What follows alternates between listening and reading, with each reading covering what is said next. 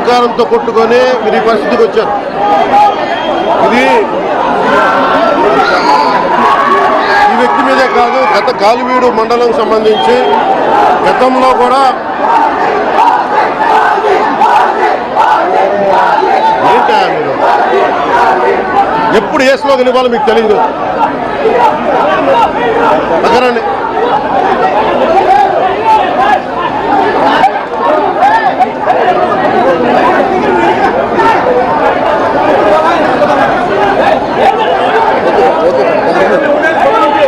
జల్లా సుదర్శన్ రెడ్డి గారు అనే వ్యక్తి ఈరోజు జవహర్ బాబు గారి మీద దాడి చేయడం కాదు, ఇతనికి దాడి చేయడం అనేది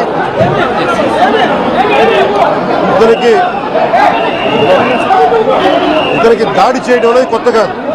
జల్లా సుదర్శన్ రెడ్డి గారికి గతంలో కూడా ఈయన ఇదే ఎంపీడీఓలో ప్రతాప్ గారి మీద దాడి చేశారు, శేఖర్ నాయక్ గారి మీద దాడి చేశారు, అలాగే శ్రీనివాసులు రెడ్డి గారి మీద దాడి చేశారు.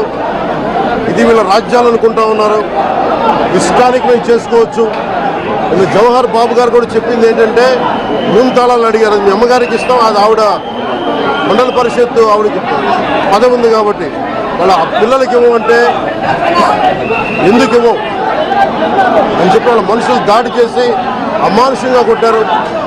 ఆయనకి హై బీపీ ఉన్న వ్యక్తి, హార్ట్ ప్రాబ్లం ఉన్న వ్యక్తి, పైగా కూర్చోబెట్టి కులాన్ని దూషించడం. దీనికి వీళ్ళ అహంకారానికి కులంలో ఏం లేదా. ఎవరైనా సరే శ్రీనివాసరెడ్డి గారు కావచ్చు, శేఖర్ నాయక్ గారు కావచ్చు, ప్రతాప్ గారు కావచ్చు, జవహర్ గారు కావచ్చు, ఎవరి మీదైనా సరే వాళ్ళకి ఆధిపత్యానికి అడ్డుకుంటే మటుకు వీళ్ళకి ఇదే. నేను వీళ్ళందరికీ ఇదే చెప్తున్నాను మీకు. ఇది గత ప్రభుత్వంలా కాదు, ఇష్టారాజ్యంగా చేస్తాం మేము కూర్చునే వ్యక్తులం కాదు. మేము సాక్షాత్తు నేనే ఉప ముఖ్యమంత్రిగా ఉండి నేను తప్పు చేసిన శిక్ష పడాలి అని చెప్పి అసెంబ్లీలో చెప్పిన వాడిని. అలాంటిది మీరు ఇష్టారాజ్యంగా కూర్చొని అధికార విధులు నిర్వహిస్తున్న వాళ్ళ మీద దాడి చేస్తే ఏమాత్రం ఉపేక్షించాం.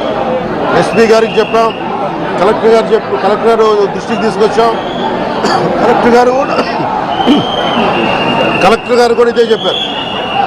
నిన్న కొట్టగానే వెంటనే ఆయన విజయవాడలో ఉంటే ఆయన దృష్టికి తీసుకొస్తే వెంటనే ఎస్ఐని కానిస్టేబుల్స్ని పంపించిన సమస్య సాగల.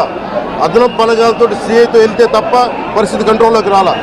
ఎలా కొట్టారంటే లోపల గడిపెట్టి మరి ఎవరిని రానివ్వకుండా గడిపెట్టి మరి ఆయన అమానుషంగా దాడి చేశారు. నువ్వు ఎలా వస్తావు ఇక్కడికి, ఎవరు వీళ్ళు చెప్పిన మాటలకి తొత్తులు కావాలి వీళ్ళకి. ఈ రోజున నా దృష్టిలోకి వచ్చింది, ఇది మొదటిసారి కాదు.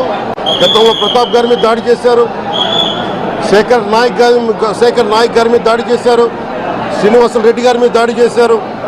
వీళ్ళకి కులం ఎక్కువ తక్కువ లేదు, వీళ్ళకి అహంకారం నడినెత్తి మీదకి వచ్చి కొట్టుకుంటా ఉంది.